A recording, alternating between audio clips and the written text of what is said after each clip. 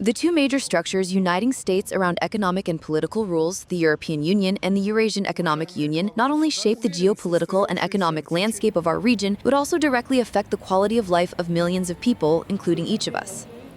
Ինչպես են ստեղծվել ԵԱՏՄ-ն ու ԵՄ-ն, ինչ նպատակով? How are the EAEU and the EU created? For what purpose? What kind of structures are they? We will also talk in numbers: exports, imports, gross domestic product. The history of the European Union begins during the Second World War. In 1951, France and Germany united their iron and coal industries. The countries were looking for ways of reconciliation and economic cooperation. In 1992, the Maastricht Treaty was signed, and the structure was named the European Union.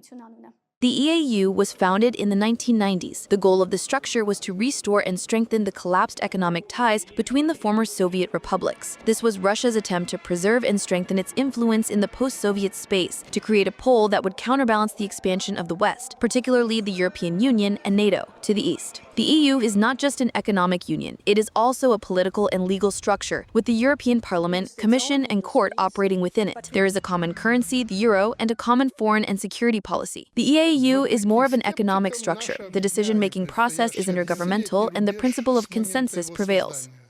Let's speak in numbers. The EAEU occupies an area of more than 20 million square meters, which is 15% of the planet's land, but the population is only 184 million. The EU is much smaller, about 4.2 million square kilometers, but about 448 million people live there. This means a much larger market and human capital. According to 2023 data, the European Union's gross domestic product is $18 trillion, while the EAEU's total GDP is about $2.4 trillion.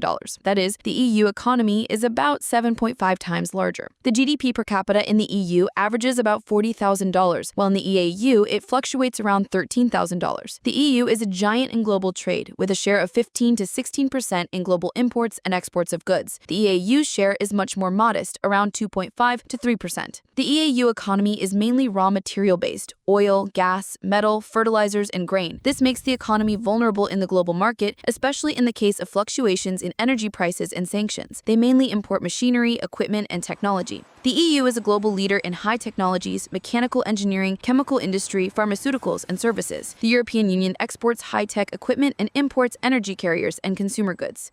September